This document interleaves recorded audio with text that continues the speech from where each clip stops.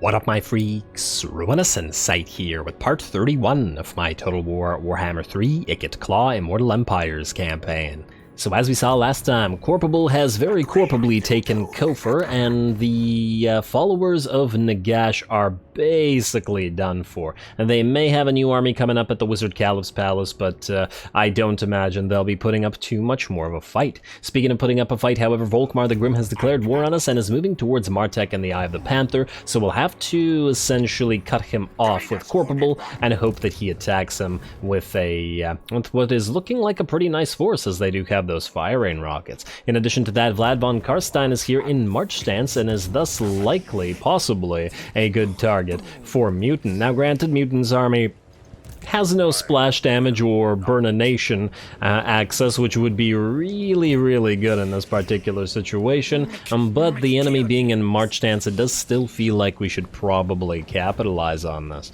Before we do so, however, let us do a little bit of admin, let's say, and just move everybody around, then we'll do a fight, and then we'll do buildings after that. Now, the first thing that we may want to do here, now you have no weapons teams, correct? Yeah. Unfortunately, no weapons teams on you. But just before I forget, I'd like to get the Giselle power up. The thing that gives them stock. We are going to need this, and lots of armies are using Giselles, so let's do this right now. Ghillie fursuits. Like so. Alrighty, and we are still in yellow, so that's good. Now, let's do moving around. Ikit, you are going south, and I guess you're headed as far and as fast as you can go. Go to Karoberg. I'd like to not get a plague on you. Maybe we move through this way instead, just to avoid the plagues. It would be faster to go this way, wouldn't it? Considerably so. Nah, screw it. We'll risk it. We are Skaven. Skaven should be used to plagues. Alright, you go there. Ikit, especially as we can't sight Lewin anymore. And Bok, let's have you assassinate this Marcus Wolfheart, the second Marcus Wolfheart. Will you succeed this time? You will not. Bok, come on, man. You just keep failing us. That's you, Morphific. You still stay here until the dwarfs do something. Oh, hello. Hello, what is happening here? Looks like Clan Moors has managed to destroy... Oh, it looks like Karazakarak is dead. I think they have 2 settlements left and their armies are gone. And both of those settlements are under siege. Yeah, they are done for. Interesting. Very interesting. In fact, if Clan Moors is being so successful here, let's see about trying to get them to join a few wars. Ostland, for example, minus 0.4. Oh, that's not bad. You know what? Just out of curiosity, let's do something like that. Minus 2.3? 13k. That's actually still not that bad. Just bear with me a second. Minus 2.7 to join war against everything. 15k, nearly 16k. A little bit on the steeper side. What if we take out, for example, let's see, 2.7. What if we take out Landwapek? 2.6, yeah, it makes no difference. Ostland, 2.6, wait, what? It actually makes no difference, does it? Who are they most afraid of here? I guess the Huntsmarshal's expedition is super far. No, it's still 2.7. Yeah, you know what? Let's invite them to war against everybody. The thing is, we're getting negative public order. We're getting negative relationship with them now, and we would like to confederate them, if possible. Now, this will make them weaker and think that they are more likely to fight everybody, and thus possibly more likely to confederate. I'm willing to invest the 16k, and this is about a turn of money, so it's not that bad. Alright, there you go. Minus 108 Confederation, still pretty steep, but now, look at that attitude growth. 219. I love it. Honestly, we should probably try to do the same thing with Clan Molder if we can. Yeah, looks like... Alright, wait, just out of curiosity, how much will this cost? 24, okay, that's not happening. Okay, cancel everything, we'll have to do this one by one. A little bit annoying, but it will probably be worth it. Alright, how about Kurun? Minus 0.1, good. Sylvania, minus 5.1. Okay, ignore Sylvania, what about Landwapek? 0.7, maybe we'll add Landwapek. Bordlow Errant, 3.3. How about Reichland? 0.2, yes. Court of Libaras, 3.9. A little bit on the steeper side. Followers of Nagash. Yeah, these are all the weak factions, but it doesn't matter. Bloody Hands, 3.6, surprisingly, considering how weak they are. Karak Kadrin, very weak. Ironbrow, Ugh, not Ironbrow. I really wish that it would just display what the actual chance of this is beside every single thing. Ugh. Does anybody know of a mod that does something along those lines? Because that would be great. Hunt Marshal's Expedition? No, apparently not. And Knights of Calador? Also apparently not. Alright, I think we can go at least one more of the expensive ones. Yeah, this is 3k, we can certainly afford that. Let's add Lanopeg back in. And we're at 3.6k, still not super significant. Sylvania is one of the more significant ones, isn't it? Yeah, it takes us immediately to 12k. Although, it'll certainly make these guys a lot more scared. I guess we could also try to do Sylvania later on. What was the Court of Libaris again? Honestly, I'd probably rather do the Sylvanian one. It'll at least increase our reputation with them pretty massively. Alright, if this leads us to getting Throt eventually, it'll still be worth it. Let's do this. Let's give them massive amounts of cash. Ugh. Oh, that money. Hey, they're willing to go for a military alliance now, but it's the Confed we want. So let's just keep an eye on that, shall we? Minus 42, minus 46, and yeah, okay. It's a little better. Now, let's keep moving everybody around. Shife, you were headed out to the Sorcerer's Islands, so away you go. By sea. Land and attack. And you should be able to auto-resolve this easily. Why do you have a war banner? Just take it yourself. Auto-resolve. Alrighty, now sacking it is not worth it, so just loot and occupied at tier 1. Alright, good. And you're gonna stay here. Ooh, we got a Razor Standard out of it. Very nice. And a Scribe. Do you have a Scribe? Yes, you do. Wonder which one of our lords does not have a Scribe. Does Corpable have a Scribe? He does. It's one of the only things he does have. And in fact, perhaps Corpable gets the Razor Standard then.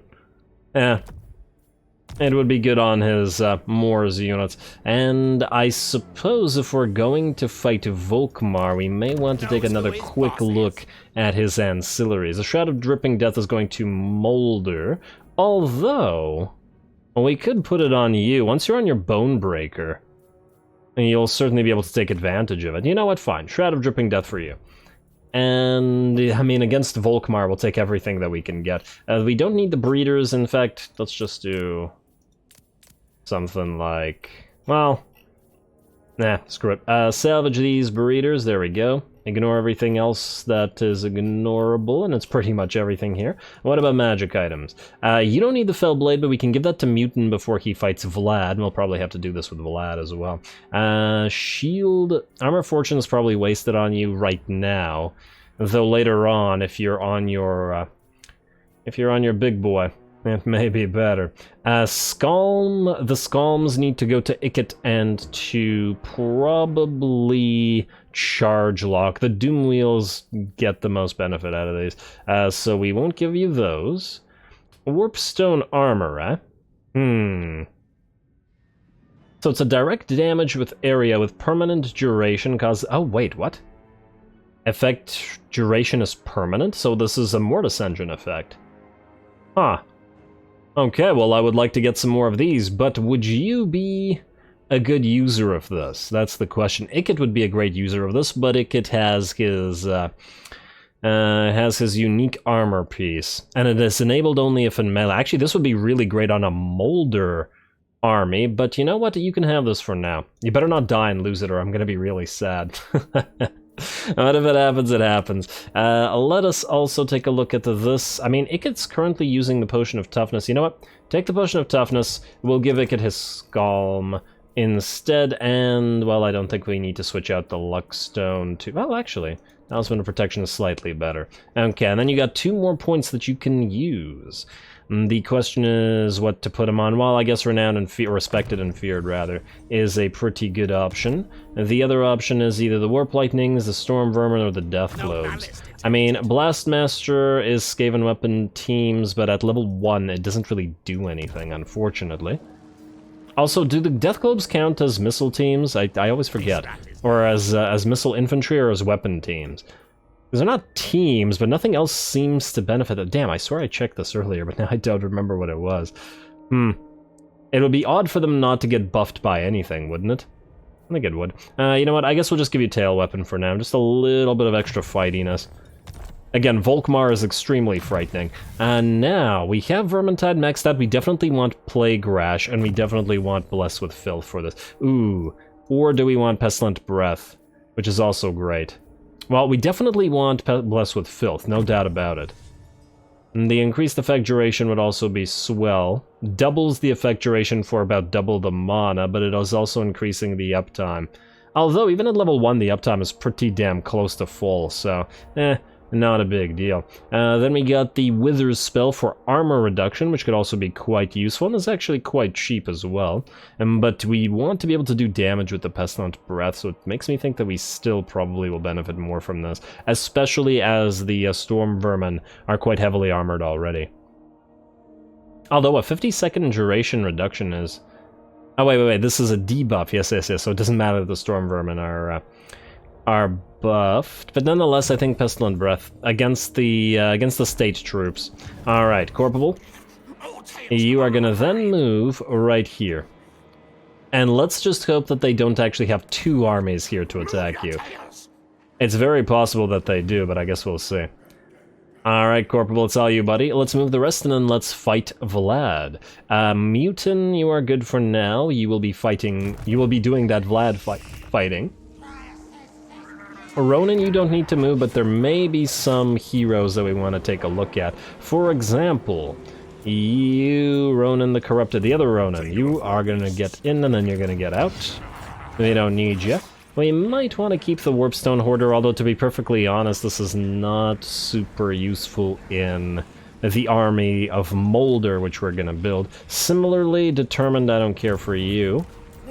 Okay, we definitely need some more Warlock Engineers, though.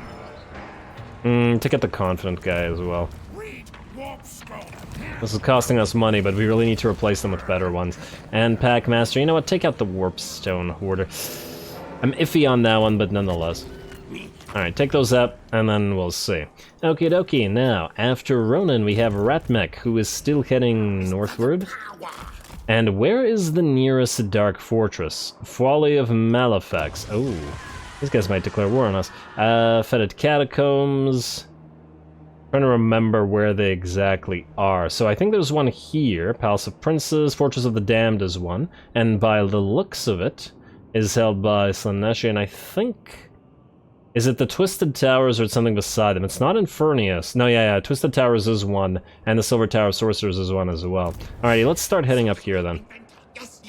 We got plenty of turns to find them at 8 turns though, so it's not like it's a big deal. Alrighty, that's you, Ratmech. And Belfarmer, you, my friend, are still looking for Clan Pestilence, so land and find... Ah, there we go. We just found a rat. I'm stupid. Alrighty, let's get you non-aggression pack... Oh, wow. And the agreements are actually fairly likely. And do that for now.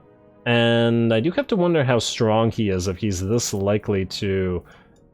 Well, he's... Huh, Confederation isn't even an option? Oh, it is when you take out the trade agreement, damn. Alright, let's go non-aggression back to military access for now. Get some money. Oh, wow, this is barely any money. Do we allow him to hold on to it? He seems kind of poor. And again, if he gets some more damage, then... Oh, wait, you know what? That might be more valuable to force him to declare war on more factions. Rather than do that, and maybe even ignoring the military access, what's your likelihood of attacking us? Oh, wow. Okay, now he's so weak that he doesn't want to fight anybody by the looks of it. Yeah, even anybody that he hates, let's say... Followers of... No, wait, he likes... Oh. Yeah, but these guys are dead. It's not worth it. It's not worth it. Just do this instead. Screw it. There you go. And now we've got nearly all of the main clans found. We still haven't found Rictus, though I have a sneaking suspicion that they're dead. And we still need to get to Eschen, which is one of the places that the Belfarmer is going. In fact, do we travel through land to get here? It'll be faster, but there is a higher chance of us getting assassinated. Let's take a risk, I guess. I don't know how many turns we'd save by doing it like this by the sea. Now we have to go all the way around. Nah, just cut through the land. Screw it. Alrighty, well, that's the Belfarmer. It is time now to fight Mr. Vlad. Let's give you, Mutant, the Fellblade, our anti-vampire weapon. Oh, although the Tormentor Sword. Alright, fine. Hold on to the Fellblade. We'll give the Tormentor Sword to, let's say, the Eschen Sorcerer. like so. And do you need anything else? Knows who his boss Potion of is. Foolhardiness will make you unbreakable, may be useful here. Let's do that. You have the Rival High Talisman, which is useful. You don't, I think, need any casting items. I'm not even sure that we have any casting items that we could give you. I guess you a Trickster Shard. You know what? You may actually have use for a Trickster Shard here. Let's do that. Then, before I forget, let's give Ikit his Scalm. And I think maybe the other Scalm goes to, once again, Charge Lock, or possibly to Shife. Because he'll be on his Furnace at this point. Alrighty, moment of truth, I suppose. Let's see if we can not only take this guy out, but survive enough so that if another army attacks us here, and that we'll be able to deal with that. Now, we have a successful ambush. Do we get any value from the menace below here? I'm not sure that we do. Oh man, they have a freaking Black Coach. Oh, could really use those Jezzails there, but alas, we do not have them. Yeah, honestly, I'm not 100% sure that we get too much value out of the ambush, but, well, maybe one menace below, but honestly, I feel like the units would just run. I feel like it's a waste of food. Let's not bother. Let's fight like this. Let's see if we can manage to pull this off, and if not, we just run away. Just behave completely Skavenly.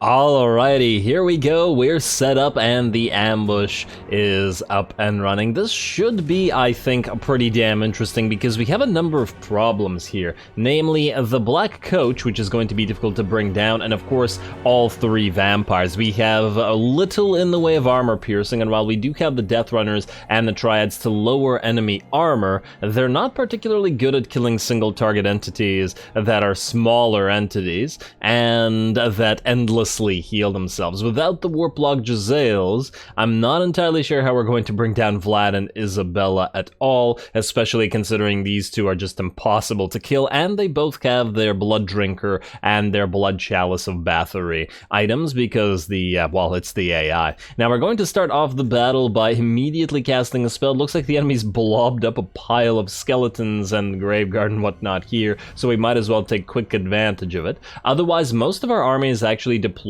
over on this side. All the Death Runners and all of our Slingers and our Gutter Runners. The goal here is to trap and kill the Black Coach and the Vargheists, hopefully before the enemy vampires can come out to play. Thus, we are going to send in our Skaven Slave Spears, which are all here to sacrifice themselves and hopefully to distract the vampires long enough for us to make, hopefully, quick work of the rest of their army. That's the plan anyway. Let's see if it survives contact with the enemy. It looks like the Vargheists and the Black Coach are heading out this way rather than towards the Triads and the Death Runners there, specifically the Viscrit's Death Squad, which is a little bit unfortunate, but what can you do? Here comes the Warp Lightning, right into the biggest blob that the enemy had available, and let's just speed it up to normal. There we go.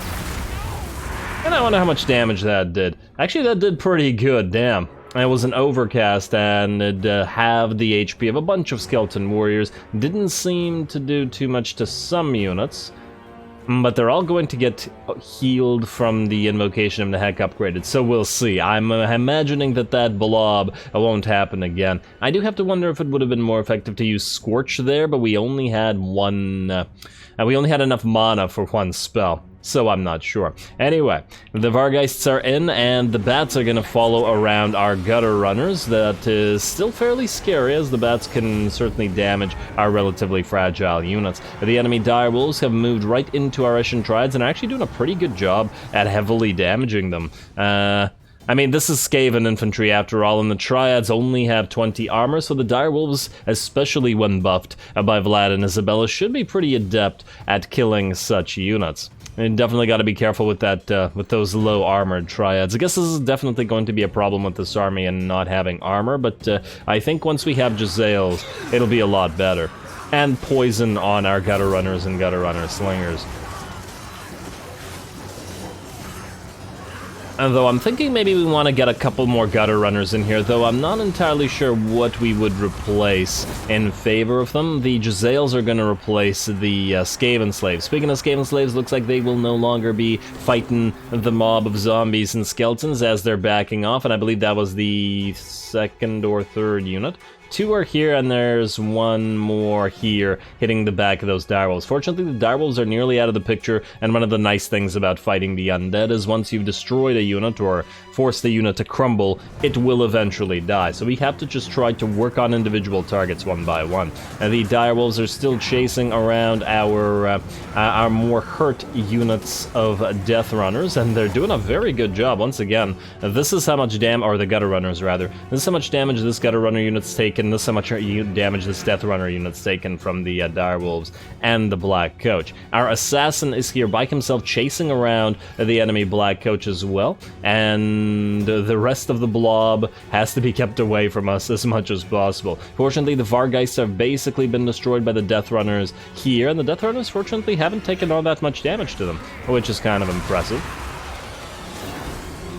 Interesting how much damage the direwolves did to them as compared to the Vargeists. Down go the Vargeists. Now it's time to focus on the bats. Fortunately, they're all in one massive blob, which will allow our gutter runners here to target them. Over on this side, the rest of the bats are crumbling apart as well, though this was a one-on-one for a while with the bats, and look at the damage they did by themselves to these triads. Ugh. Man, really gotta be careful with the weaker Eshin infantry for now. Alrighty, well, it looks like the enemy vampires have landed. We are going to start by focusing Emmanuel Posner down as much as possible. And of course, she had the potion of healing as well. Between the potion of healing and the blood chalice of Bathory, she'll probably be able to fully heal herself, but we're going to continue focusing her down as she doesn't have nearly the defenses of Vlad and Isabella. We're going to try to lead Isabella into a blob of units, triads, and death runners while our lord escapes, hopefully allowing our lord to keep running and not get killed by the vamps. Manuel Posner is actually having a pretty darn bad time against the slingers there. Pretty impressed with the amount of damage they've already been able to deal, and she's starting to waver. Really got to be careful. The slingers killing our own triads here, but honestly, for killing a vampire, it's probably still worth it. There we go. She's crumbling apart now. We've also stopped the blob of enemies in their tracks, even as the vampire goes down with our spell here. You gotta love the way that the spell looks. The circles that it makes. Does it apply any kind of contact effect? No, it doesn't look like it.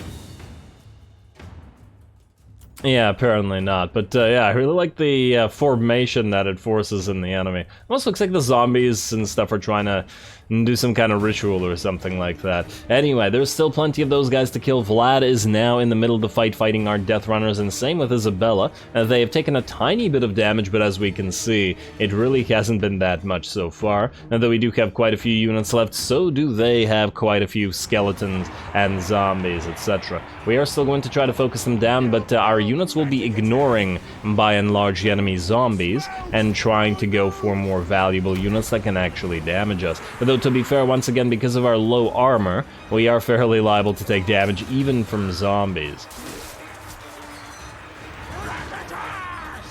Alrighty, Skaven Slave Slingers, Skaven Slave Spears, rather, holding back enemy spears as well. It's spear on spear action, as brief as it might be, although the skeleton spears are going to be taking hits in the back from our gutter runner slingers. In the meantime, more gutter runner slingers are trying to attack the enemy here. Isabella actually has dropped down to about, let's say 60% HP due to focus fire and being attacked by everything, but unfortunately she's forced our assassin to rout and has nearly killed our Eshin sorcerer, who does have to back off and can't be hitting her anymore. Neither can, I think, most of our units here, so we will have to be careful, especially since once Viskrit's Death Squad runs, these guys are all going to run in different directions to probably attack us. Balance of power is still in our favor, but a little bit uncomfortably close.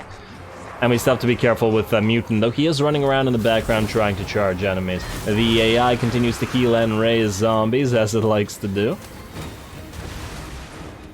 Getting a bit of taste of my own medicine here as I play Vamps a lot. Here comes another Warp Lightning in the middle of the enemy Blob Dome, perhaps a little bit wasted on zombies. It'll allow Mutant to charge deeper into the enemy formation. Just gotta make sure he keeps away from the enemy Lords. And Isabella is now free, still at about 60% HP, and is now trying to go after our Assassin. I'm gonna have to be careful with that and try to surround her in order to prevent her killing him. And that's what our units will sacrifice themselves for. Gunner Runner still probably able to do a decent amount of damage. Isabella's now at about 3/4 HP, is actually gaining health while fighting here. Fortunately, the enemy army is not gaining health, so other than the Vamps, we are slowly starting to make headway. Though they are making headway in our own units as well. As we can see, the Ixis Dryads are broken, very badly beat up. This Death Runner squad is nearly dead. These Gutter Runners are nearly dead, and so are these. The Slingers are still perfectly fine, though, so we still have ranged access. The Triads are all below half or closer to a sliver of HP. This unit of Skeleton Warriors is just about to drop, though it's taken them quite a while. Come on now, crumble apart, the rest of you. There we go. Triads will bring them down finally. And back to it. There is still a unit of Graveguard fighting here, and we are going to be trying to target it with our Slingers. The Death Runners are going to try to hold back the zombies as much as possible. They're a little bit wasted fighting the zombies here, but well, we don't have much of a choice.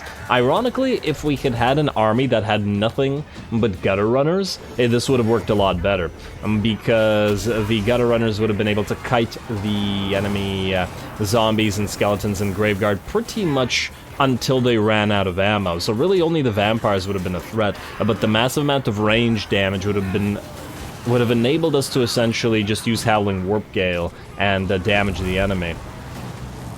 Possibly kill the enemy in that way. Alrighty, so another Warp Lightning coming down. Mutant's still working it, going through the enemy on his Doomflayer, and it looks like at the very least the zombies and Graveguard and regular units are just about done. I think that was the last of them, though as we noticed, despite the fact that the enemy's lost its units, the balance of power is actually now half and half. Vlad and Isabella still at full HP and are not showing signs of having reached their healing caps, so still kind of worrisome, and we still have to try to surround and kill them with our melee units, despite the fact that the latter are damaged and the former are likely to cause fear and terror.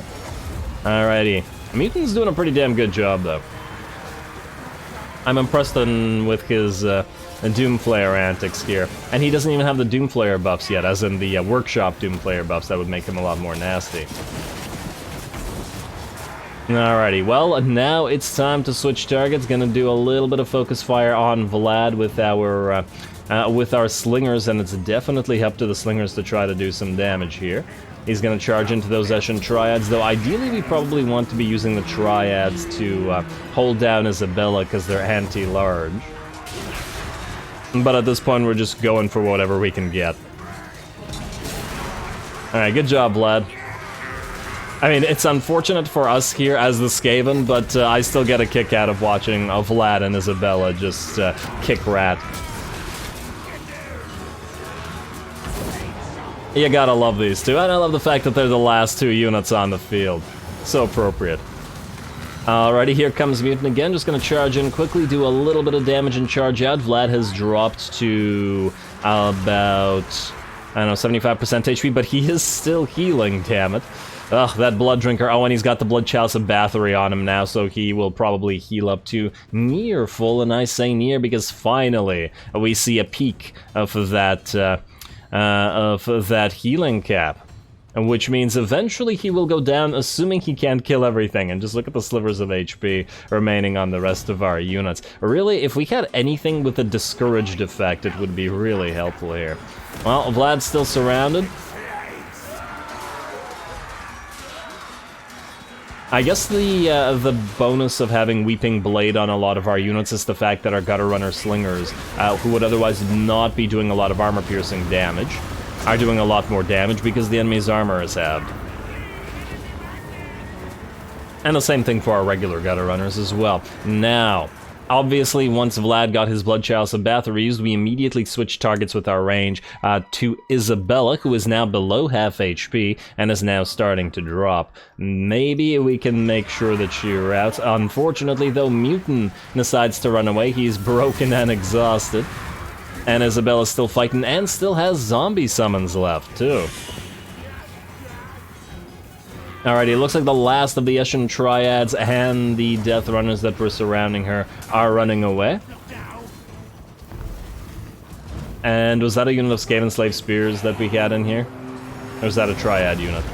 I think we still have a couple Skaven Slave Spears on the field, but there we go. Howling Warp Gale used on Isabella. We did have this ability, we just didn't have really any good use for it, and at this point I just wanted to keep her away from the ranged units and allow them to get a few more volleys. And though hard to say whether we can bring her down like this, we really need her to drop before she can activate the Blood Chalice of Bathory again, or even an Invocation of Nehek. She's down to a sliver of HP herself now, at about 15% maybe, activating Bloodlust and dropping down on our units. Unfortunately, though, we are starting to run out of ranged ammunition for our Gutter Runner Slingers.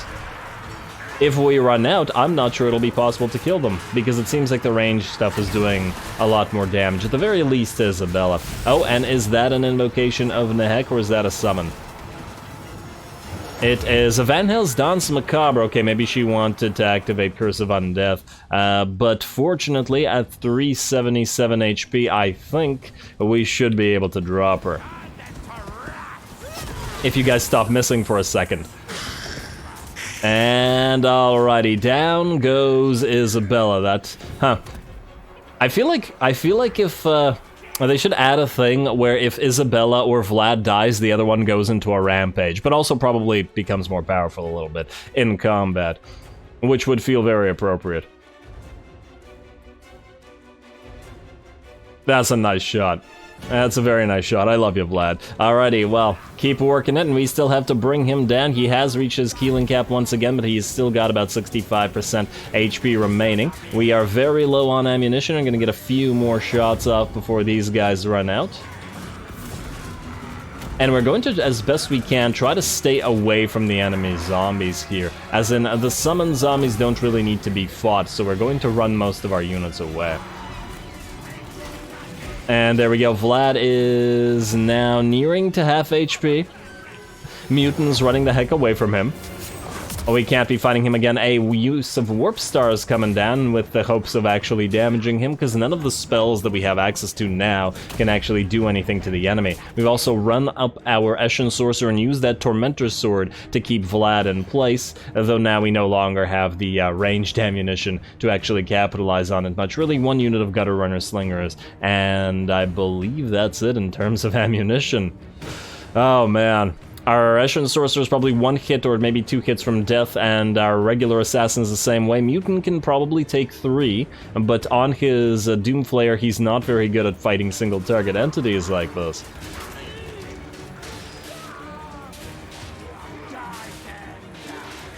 At least he can't heal anymore. There we go. Charge in and run away. Oh, what does he have? What is he casting? Another Van Hell's Danse Macabre. Well, I guess it will be pointless to heal himself because he is in his cap. Another Warp Star is coming in and hitting him in the back. One miscast would have probably killed our Eshin Sorcerer, so we gotta be careful with that too.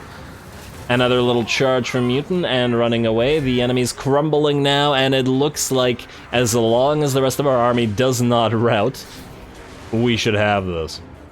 And a chain rout could still happen. We still see plenty of wavering, you know, so just gotta make sure that Mutant doesn't get terrified away.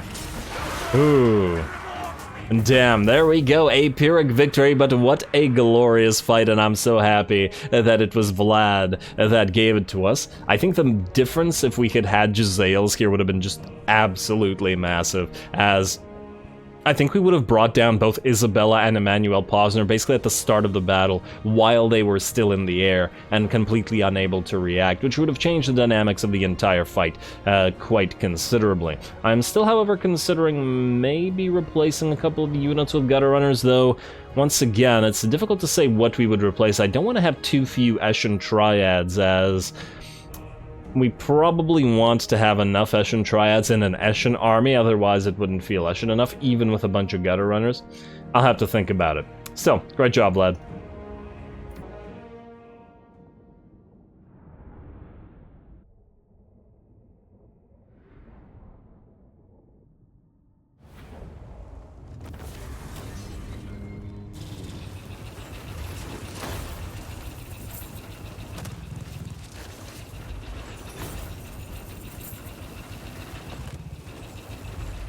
Ooh, well, we certainly managed to pull it off, but it was a damn close one. I was most worried about our army just straight up routing there. We really need the Jezzails. We really, really need the Jezzails in this army, because single entities are just a huge, huge problem for this. Otherwise, I am impressed with the damage dealt by the Gutter Runner Slingers. I think they did the most, and the Gutter Runners did pretty good as well. 19k. In fact, these Gutter Runners did the best, and far more damage than most of the other units. I guess one of the units of Death Runners did quite well, but yeah, don't underestimate those Slingers and Gutter Runners. We just need to replace them with the Poison variety when we can. The Assassin, unfortunately, didn't do too much, but it's a relatively low level, so even when he was with units to protect him, he just got too low after a couple hits. Maybe it would be better to, you know, attack with 2 assassins at once rather than 1. Now, in terms of what we gotta do here, I think we have to heal. There's a very good chance that Vlad tries to attack us again next turn with another army. He did rise again, but because he was in March stance, he won't be coming back. But we can't see what's going on in Needling or Krugenheim, or if there's an ambusher around, so yeah, definitely still gotta be wary of this. And we are not heading into March stance, because I just don't trust it. And just stay as you are. Stay as you are, my friend. You're gonna suffer attrition as well, which is increasing the danger level, but at least we're good. Unfortunately, the Undeath Resurgent, or Descendant rather, trait that we get for defeating Vlad is pretty meh, to be perfectly honest. Wound recovery time -4. Kinda don't care about it. But then again, if we're going to use Mutant as a constructor, does that count as wounded, i.e. will he come back up basically instantly? So maybe it would be useful. Also, we're going to get you your Construction Engineer, we're going to get you your Draft Master, or do we... You know what, don't get Draft Master yet, get Construction Engineer now. Nah, just get Draft Master. I was thinking, what if we might need Brass Ore, but we could always march away, so let's go Draft Master for now anyway. We're still probably going to replace, well, no probably about it, we're going to replace this guy fairly soon. Ooh, what a fight though, damn, definitely one of the best ones so far in terms of difficulty. Morphific, you still need a retrofit, but we can't do anything with you, and we moved everybody else around, so I guess it's building time. Now, Middenland, we will start with you at Karoberg, and we definitely need to protect our black corn investment, so let's build you up. Otherwise, we got the Wasteland going, so let's build you. Gorcel or Arnau. Arnau's the most likely to get attacked, so Arnau first. Gorcel, you can have the growth to start off. Even though the growth here should be pretty quick, should be able to upgrade everything fairly quickly. Atalan Mountains, Martek, yes, growth. You might get attacked, but I think Volkmar will have to go past Corpable in order to do it, so we'll ignore that for a little bit. Otherwise, Iron Mining Pit, Iron Mines, or Walls. Nah, still gotta go with the Walls. Gotta go with the Walls first. And again, what's like, nah, these guys might attack us. We can't be everywhere at once, so yeah, Walls. Definitely Walls. Castle Carcassonne, yes, keep upgrading yourself, especially since we traded you away. Grungzint, it's wall time for you, as well as more everything. And wall time for you as well, and damn, our money's starting to run out. All that investing into forcing our rat friends to fight everybody else is gonna cost us. But it looks like we'll still have enough to build everything up, at least for now. And Nuln, we still need a Pestilent Knave / Abbey here, but it'll take a while, so... I mean, I suppose we could get rid of the Growth Building, but it'll cost us 250 gold per turn while we build up the Pestilent Knave. Maybe we give it a little bit of time. Honestly, it's gonna take Nuln forever to grow to tier 5 anyway, but 40 growth is quite substantial. I'll think about it. I'll think about it, but it's not something we need to do right now. Now, I believe that's it. Let's take a quick, once again, look at diplomacy here. I just want to check a few things. First of all, trade agreement, nobody wants it, surprisingly. Looks like Siggy is out, and he's fighting all the Dark Elves, but hopefully he can hold on to his Dark Fortresses. He's not gonna like us after we do all the Undercities in his territory. Looks like Mulder wants a military alliance, but yes, still no on the Confed, and Sylvania, after that army loss, is now a little bit more likely to peace. Yeah. Now, while that battle may have been a problem for Mutant, it's nothing like a problem for Ikit. Oh, what? You're suffering? Why are you suffering attrition? Chaos Corruption. Oh, and Karoberg. Damn. Well, I guess I'll have to be taking a turn of attrition. But then he can heal up at Kemperbad before starting attrition again in the Vampiric territories, as annoying as that'll be. Unfortunately, I think we'll have to save the battle with Volkmar for next episode, because if it's just as difficult as the Vlad one, it's probably gonna take a while, and we don't have time to fight another at least 10-minute minimum long battle here. And considering this is a Morse line, and it won't be an ambush, we're probably gonna have to exchange artillery fire, then there's Volkmar to bring down, so yeah. We'll save that to next time, so we will start off next episode by ending the turn and... Ooh, wait. Pestilence Scheme. You know what? Let's summon the Pestilence Scheme. Why not? I never seem to use it, but we could do it. Is this like a special plague? I don't even remember using these guys in my Eschen campaign. Or maybe I did, but it's been too long. For the life of me, I don't remember. So it spreads a plague and hindering their growth and income. And oh, that reminds me. You know what we could do? Castle Drakenhof.